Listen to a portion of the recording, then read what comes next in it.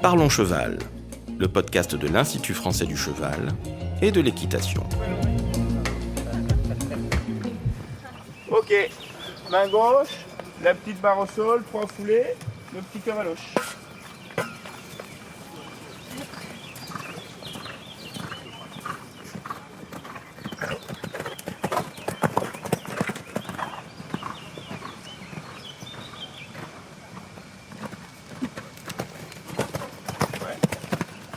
La même chose à main droite.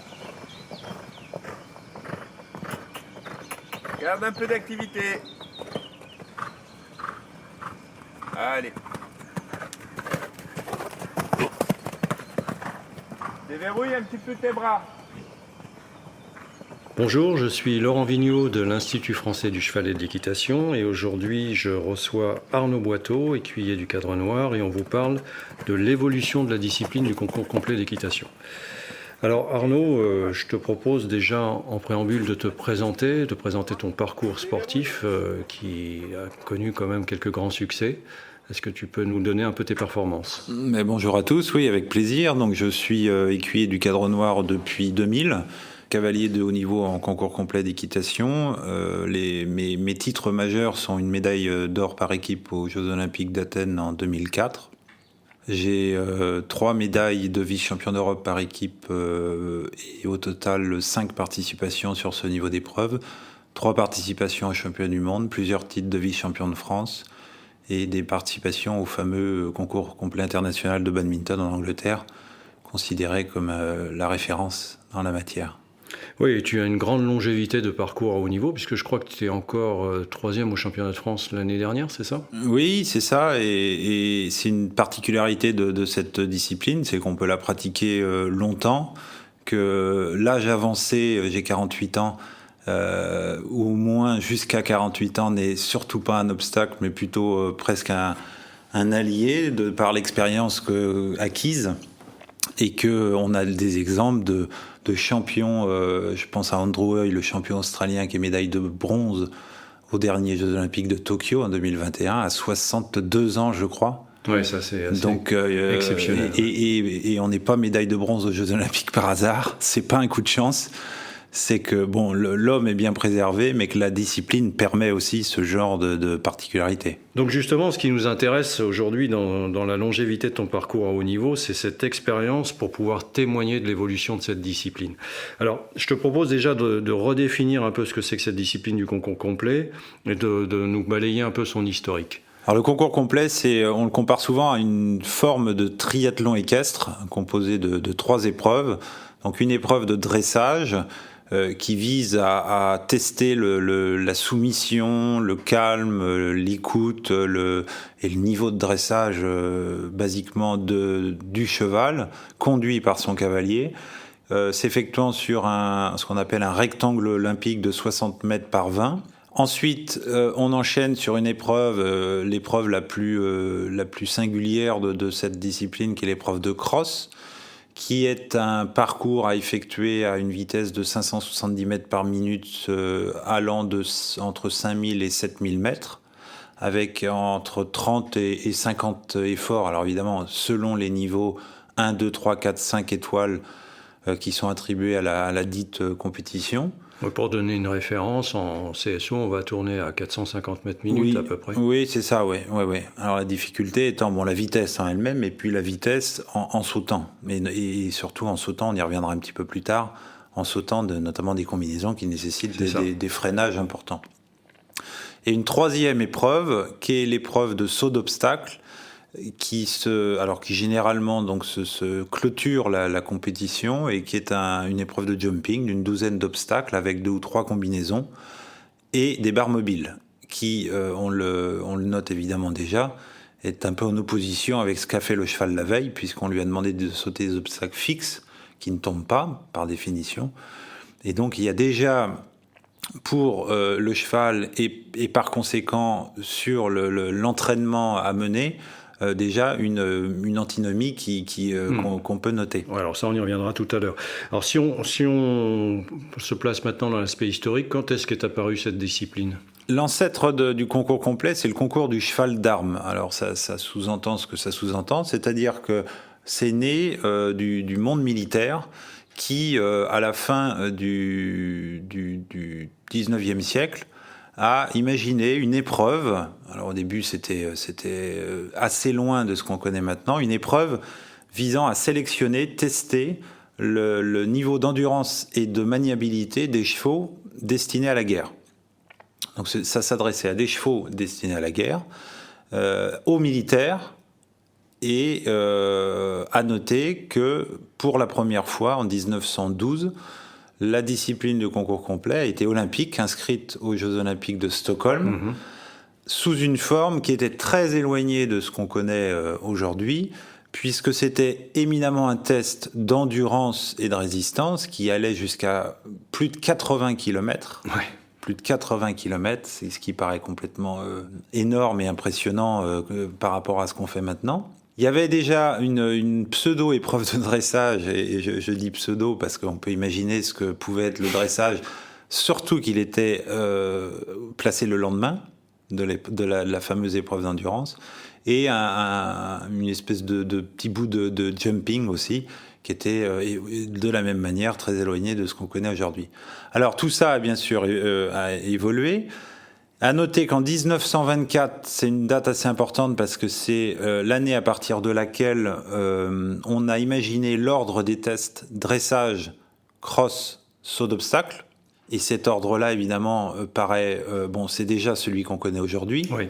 Et puis, c'est un ordre qui paraît beaucoup plus cohérent sur le plan de la gestion de l'effort. Et voilà, donc ça, c'est une date importante.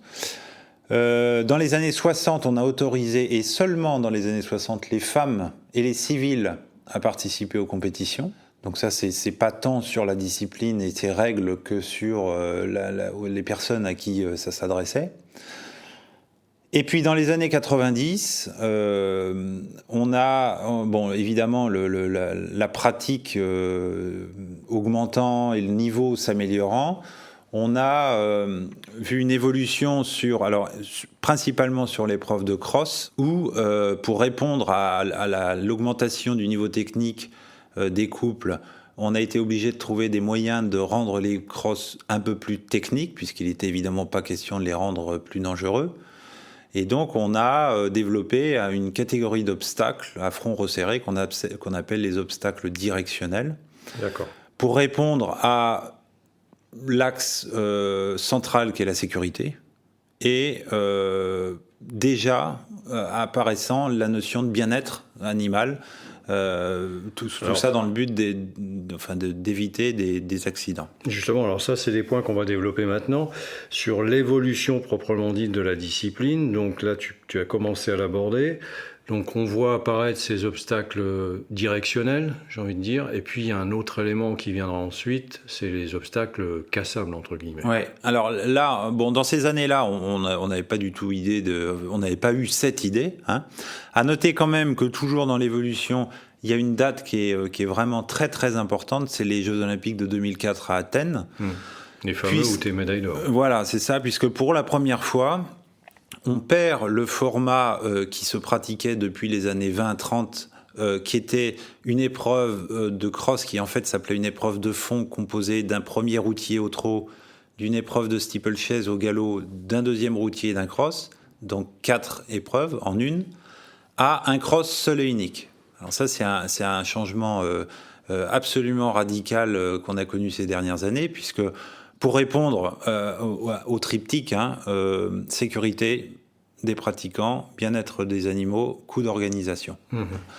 Et toujours pour optimiser la dimension sécuritaire de ce sport, dont il faut préciser, si c'est nécessaire, que c'est un sport à risque, indéniable, on a imaginé très récemment, depuis quelques années seulement, une catégorie d'obstacles dits cassables, des mimes, alors ou cassables ou renversables, de manière à éviter la cause principale des accidents qui peuvent arriver dans ce sport, que sont la chute rotative, c'est-à-dire ce qu'on appelle le panache.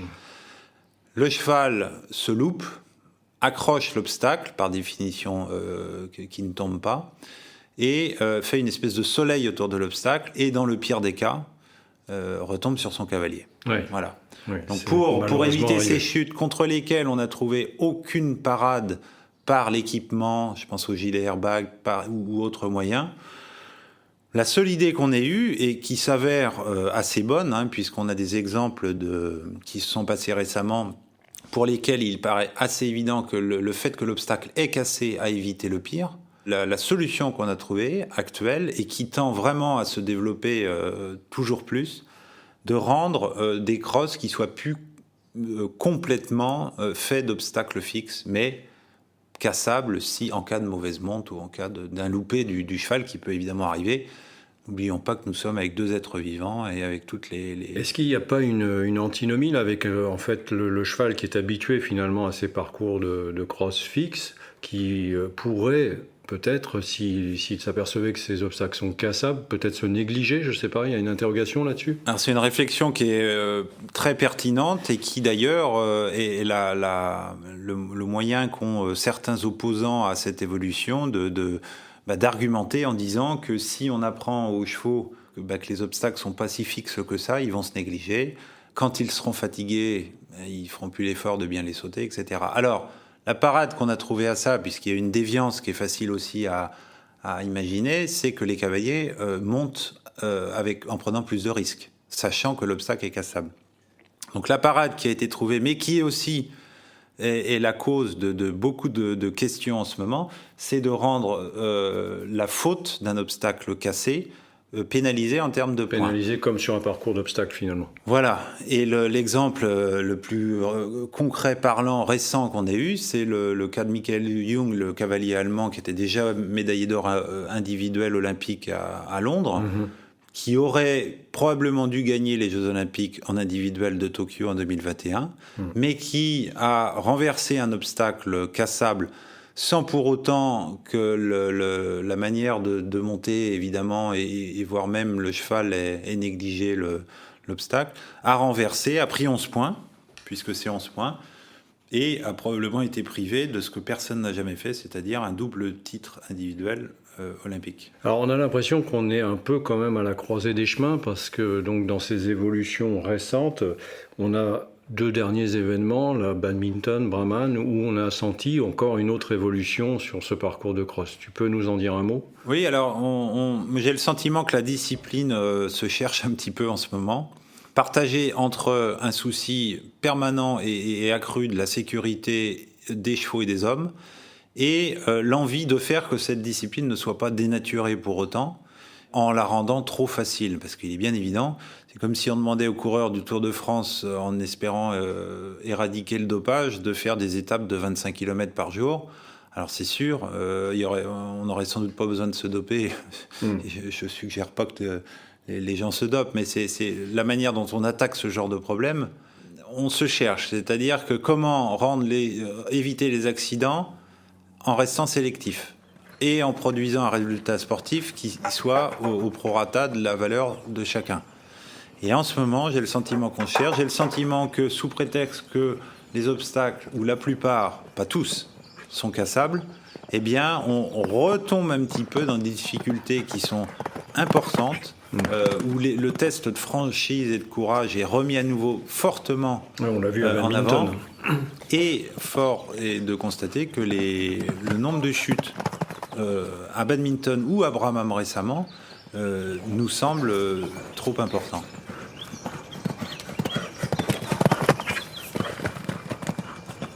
On met un petit peu d'équilibre. Voilà. Parfait.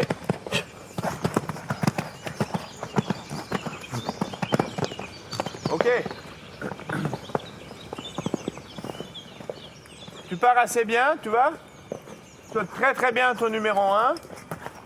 Ici, tu te débarrasses un peu de cet auxerre-là. Trop près de la palanque.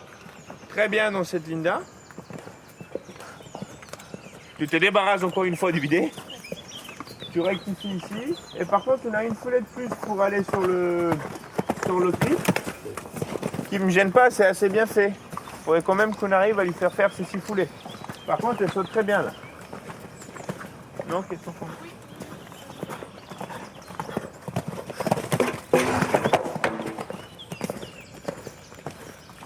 Alors, il y a un point, Arnaud, sur lequel je voudrais qu'on revienne, parce qu'on ne l'a pas beaucoup développé tout à l'heure, c'est ces fameux obstacles directionnels qui ont pris une importance majeure dans la discipline récemment. Alors, les obstacles directionnels, c'est le moyen qu'ont trouvé les chefs de piste pour rendre un peu plus délicats les parcours de cross sans les rendre plus dangereux pour répondre à l'augmentation du niveau technique des chevaux et des cavaliers. Un obstacle directionnel, c'est un obstacle dont le front est resserré, c'est-à-dire que traditionnellement, le front d'un obstacle, c'est entre 4 et 6 mètres de crosse, et là, on peut être sur 1 mètre 50, 2 mètres maximum. Et donc, évidemment, sur le plan de la conduite, sur le plan de la gestion de l'équilibre longitudinal latéral, la chose est beaucoup plus délicate pour le cavalier. Et l'avantage de ce genre de complications, c'est que si il y a une faute technique du cheval ou du cavalier, elle est pénalisée par ce qu'on appelle un dérobé, le cheval passe à côté, plus que par une chute. Et ça, sur le plan du gain sécurité, évidemment, c'est beau, c'est très intéressant. Oui, c'est assez spectaculaire dans les parcours de cross. On pourrait imaginer d'ailleurs que la problématique est un peu la même aujourd'hui en saut d'obstacle et que ça pourrait être une évolution aussi dans ce type de concours. Pour l'avoir évoqué très souvent avec Jean-Maurice Bonneau, l'ancien entraîneur national, pour lui, on va vers ça en saut d'obstacle. Ouais. Il pense qu'on va vers ça. Pareil, on a atteint des codes d'obstacles qui sont maximales par rapport à ce que peut encaisser un cheval. Et la suite, ça peut être le rétrécissement du front. Donc comme quoi le complet pourrait inspirer le CSO. On en serait très honoré. Donc là, on a vu un peu toute l'évolution de cette discipline qui est vraiment de plus en plus exigeante sur le plan technique, qui demande finalement des chevaux qui sont performants dans toutes les disciplines associées au complet. Est-ce que tu peux maintenant nous aborder cet aspect cheval et nous dire un petit peu quelle a été l'évolution des chevaux justement dans la discipline du concours complet? On a vu tout à l'heure et dit que l'ancêtre du concours complet, c'est le concours du cheval d'armes. Ce qui suggère que pendant de très nombreuses années, en gros la plus grande partie du XXe siècle, la qualité première du cheval de concours complet, c'était la résistance physique, l'endurance, en lien direct, et c'est toujours le cas, avec ce qu'on appelle la tête, le mental, c'est-à-dire la capacité qu'a le cheval à accepter ce qu'on lui demande de faire, considérant que le premier instinct d'un cheval, c'est plutôt l'appréhension et la crainte. Donc, le courage, la résistance et le mental. Et puis, avec l'évolution qu'on a suggérée tout à l'heure, du courage et de la résistance, on est passé sur des qualités qui sont plus transversales au cheval de sport, que sont la qualité de saut et la locomotion. La locomotion. Voilà. Parce que maintenant, contrairement à avant, il est difficile de compenser une grosse lacune dans une des 3 disciplines par des qualités dans les 2 autres. Ça, c'est beaucoup plus difficile. Il faut être performant dans les 3. Quoi. Voilà, on évoque, moi j'avais évoqué dans un livre l'idée du cheval parfait. Oui. C'est-à-dire que voilà, il faut un cheval qui, en gros, qui a à peu près tout, quoi. À peu près tout. En gardant au-dessus de tout ça, probablement toujours le mental, la capacité qu'a le cheval à accepter tout ça, et voire même plus, à tolérer l'effort plus que sa zone de confort ne lui dicte. Et ça, pour un animal, dont le niveau de conscience, évidemment, est ce qu'on imagine, c'est une notion qui est complètement instinctive, intrinsèque, qu'on ne travaille pas.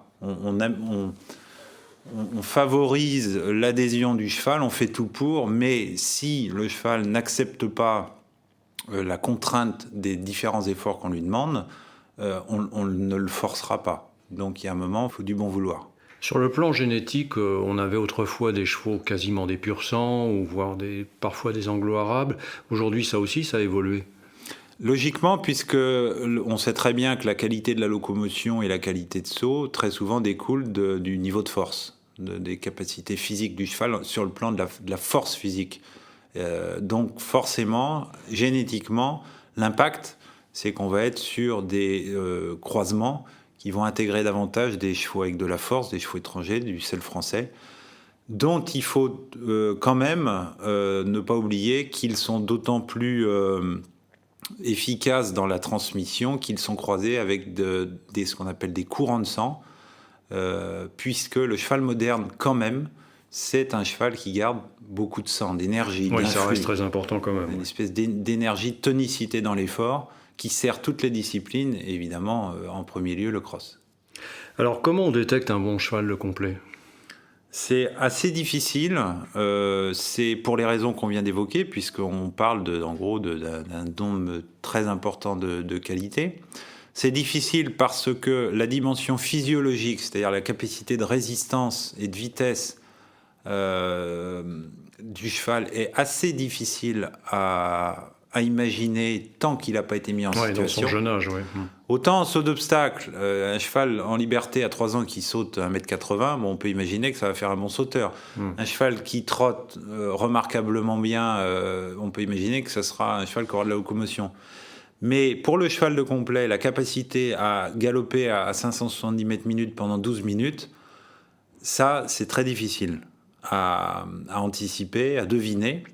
Alors, les courants de sang sur le plan génétique sont un gage généralement de résistance, bien sûr, pour ça qu'on en cherche.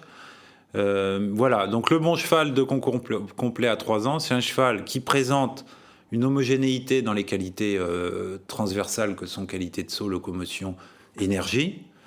Et c'est aussi un physique adapté parce que en cas de problème de conformation, d'aplomb, alors encore pire d'aplomb, et eu égard aux efforts qui seront et aux charges d'entraînement qu'il devra encaisser après, s'il y a un problème de conformation physique, on aura des problèmes de santé. Oui, bien sûr, parce que les efforts sont quand même très importants. Et on va plutôt l'acheter à 3 ans, donc, pour le former ? Là, c'est un point qui me semble, moi, fondamental aussi dans l'éducation du jeune cheval de concours complet, plus probablement que dans les autres disciplines, c'est qu'il y a un tel niveau de confiance commune qu'il faut établir entre le cheval et son cavalier et inversement, que plus le couple est formé tôt, alors sous réserve qu'il soit bien formé et surtout que l'éducation ensuite soit intelligemment menée, mais plus le logiciel a été programmé tôt, dans le bon sens, plus les chances d'une carrière longue et productive sur le plan de la performance sera grande. La notion de couple en concours complet est fondamentale. Oui, il y a vraiment une confiance à établir. D'ailleurs, s'il y a une mauvaise séance chez un jeune cheval, ça peut être pénalisant pour son avenir. On dit toujours, et on a des exemples, qu'une mauvaise séance peut impacter toute une carrière. Oui. Et on a vraiment, alors cette dimension physio, tu l'as dit tout à l'heure, elle se devine uniquement avec l'expérience et la mise en épreuve du cheval. Il y a vraiment une marge importante entre un 3 étoiles, un 4 puis un 5 Oui, bien réel. Le nombre d'étoiles, c'est pas de l'habillage, ou ça n'est pas que de l'habillage, c'est vraiment, c'est vraiment très... On considère généralement que le haut niveau comme étant à partir de 4 étoiles et plus, suggérant que jusqu'à 3 étoiles, il y a quand même une grande catégorie de chevaux qui, sous réserve d'être bien entraînés, bien préparés et bien exploités, bien montés, peuvent atteindre ce niveau. 4 et surtout 5 étoiles, là on est vraiment dans des difficultés qui sont très très très pointues. Ouais. Alors on a vu l'évolution de la discipline, on a vu ce que ça nécessitait comme évolution chez les chevaux. Au niveau des cavaliers, ça a évolué aussi, ça a changé. Oui, énormément aussi. Depuis depuis une trentaine d'années à peu près, on a, et sous l'impulsion de certains entraîneurs, et de toutes les disciplines d'ailleurs, on s'est un peu plus penché sur le cas du cavalier en tant que sportif. C'est-à-dire que de manière un petit peu facile, pendant longtemps, on considérait qu'en gros c'est le cheval qui galope, c'est le cheval qui saute, puis le cavalier il est assis, déjà il est assis sur son dos, donc il n'y a pas beaucoup de sports qui se pratiquent assis, et qu'il ne faisait que le conduire, et c'est tout, avec éventuellement un peu de talent. Et on s'est rendu compte, mais s'en sont rendus compte ceux qui n'étaient jamais montés sur un cheval, on s'est quand même dit que le cavalier était vraiment un sportif vraiment à part entière, et que de toute façon la performance en compétition découlait bien sûr du niveau du cheval, de son entraînement, etc., mais aussi de la valeur ajoutée cavalier sur le plan technique bien sûr, et y compris sur le plan de sa préparation physique et mentale, les deux étant alliés, puisqu'évidemment, et surtout en concours complet où l'effort est plus long, on a déjà vu régulièrement des défaillances qui était due non pas à la fatigue du cheval, mais à celle du cavalier. Donc depuis une trentaine d'années, on a, et de manière très accélérée, récemment, le cavalier s'entraîne dans d'autres sports, dans d'autres activités sportives que celles de l'équitation. Pendant longtemps, on disait, bon, je monte tant de chevaux par jour, ça suffit. Non. Maintenant, on fait du cardio, footing, vélo, on fait du renforcement, on fait du gainage et on fait de la préparation mentale, sachant que les deux sont très liés, puisque quand on est plus solide, fort physiquement, le mental est plus fort parce qu'on se sent plus armé et que tout va mieux comme ça. Faut quand même se souvenir que c'est un sport assez traumatisant quand même, notamment pour le dos du cavalier. Les chutes, j'en parle pas. Mais même dans le cas des chutes, un cavalier qui est plus gainé va avoir une capacité à encaisser la chute de manière plus intéressante. Donc voilà. Donc entraîner un cheval, s'entraîner pour le concours complet, on se rend compte que c'est l'entraînement du cheval, l'entraînement du cavalier, l'entraînement du couple, c'est du travail. Ouais, et cette préparation mentale, on a eu l'occasion d'ailleurs d'en parler dans un précédent podcast avec Anne Lecognat. Alors, on a vu le cavalier, on a vu le cheval. Au niveau du couple lui-même, l'entraînement a évolué sensiblement aussi. Oui, alors pour les raisons qu'on évoquait tout à l'heure, que sont dans les 3 disciplines qui composent le concours complet, le dressage, le cross et le saut d'obstacle, une élévation des exigences techniques qui est quand même vraiment très, très importante, très notoire depuis ces dernières années. Et donc l'entraînement du concours complet qui, pendant de nombreuses années, était quand même très, très axé autour de la préparation purement physique. Maintenant, c'est un entraînement qui est très pointu dans chacune des disciplines, en dressage, en cross, en saut d'obstacle. Généralement avec des entraîneurs dans chaque discipline et des entraîneurs spécialistes, et non pas généralistes, spécialistes, de manière à être au top dans les 3 disciplines. Alors ce qui n'est pas sans poser certaines difficultés, parce que l'effort demandé par chacune des disciplines reste quand même très différent. Le rassemblé du dressage avec le galop du cross, sur le plan de l'équilibre, est complètement différent. Sur le plan de l'effort, la barre qui tombe et l'obstacle fixe qui par définition ne tombe pas sur le cross. Donc en fait, tout l'art d'entraîner le cheval et le couple, c'est de naviguer dans tous ces champs, aller au maximum de ce qu'on peut faire pour être performant, mais en restant cohérent sur le plan biomécanique, physique, physiologique et au final mental. N'oublions pas qu'on est avec un animal. Tout en maintenant cette confiance entre le cavalier et le cheval. Voilà, c'est ça. On est avec un animal, c'est le seul sport avec un être vivant comme support de pratique. C'est pas la moto, c'est pas la planche à voile, c'est pas le canoë, etc.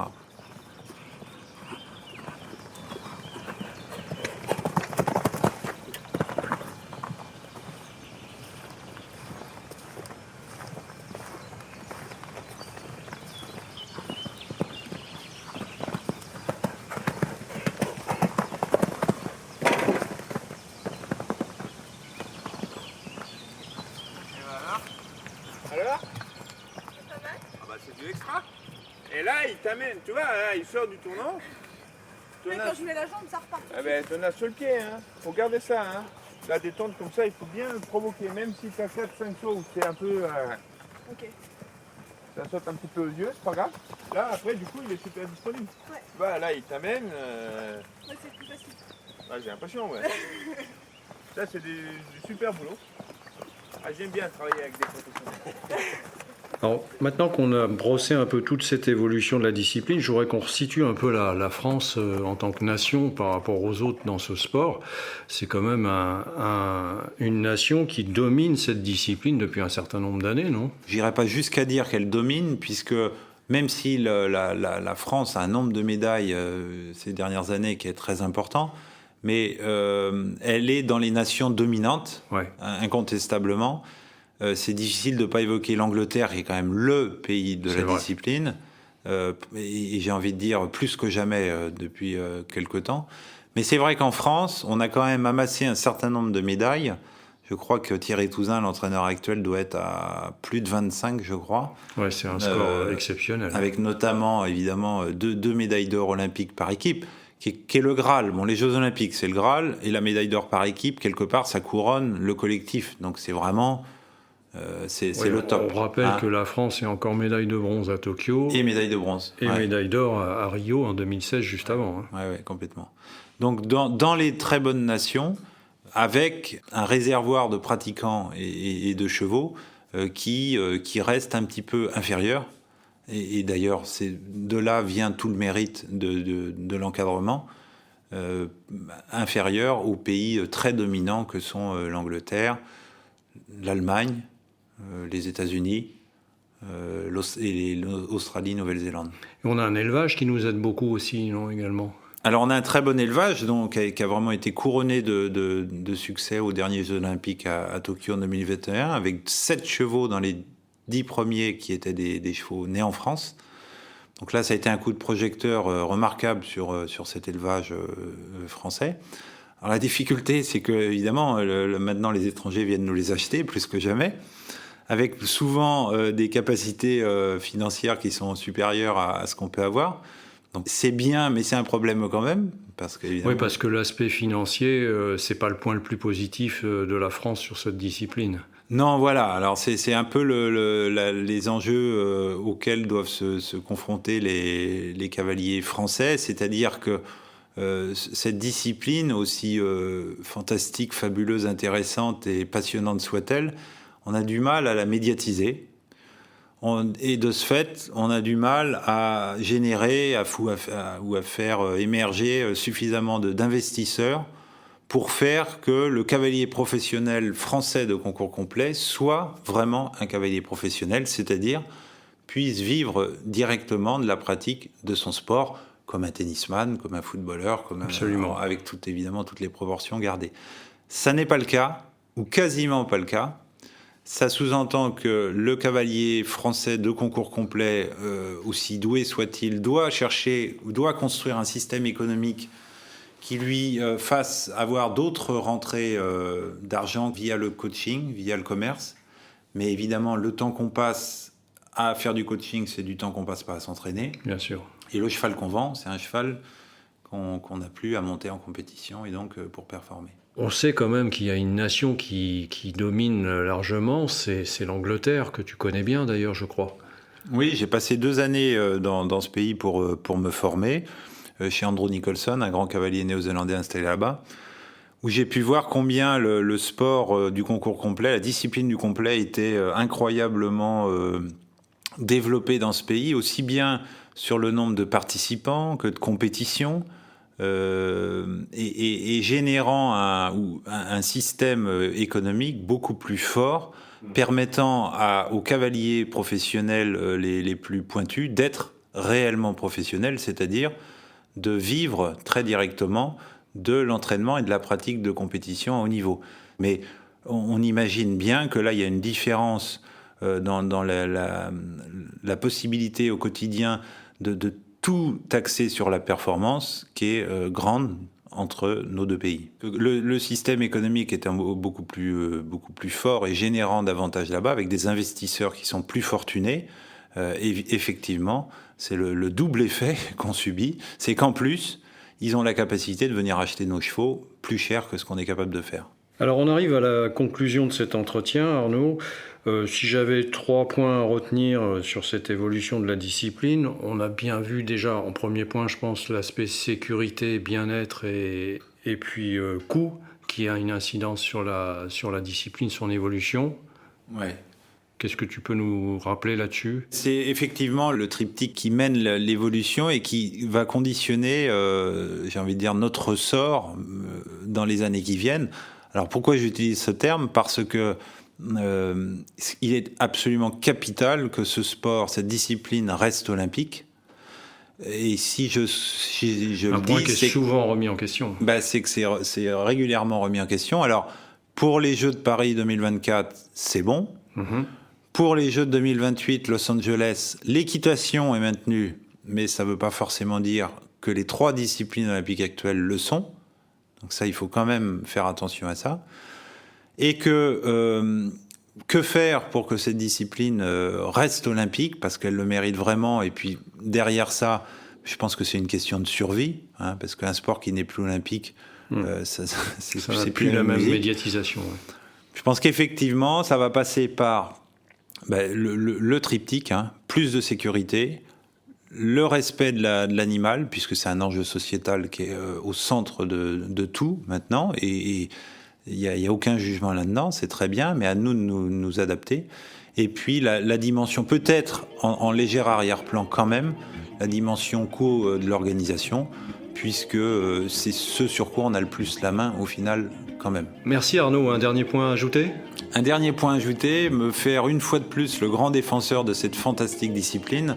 On m'a parfois demandé si je devais être réincarné en animal, en quel animal aimerais-je être réincarné, sans hésitation, en cheval, 2 concours complets. Merci Arnaud. Avec grand plaisir. Si vous souhaitez en savoir plus sur le sujet, rendez-vous dans la description du podcast où vous trouverez des liens utiles vers notre site internet equipedia.ifce.fr. Vous pouvez aussi nous rejoindre sur notre groupe Facebook Equipedia Science et Innovation Equine pour plus de contenu. Pour ne manquer aucun épisode, abonnez-vous, partagez, commentez et n'hésitez pas à laisser 5 étoiles sur Apple Podcasts et Spotify. À très vite pour un nouvel épisode.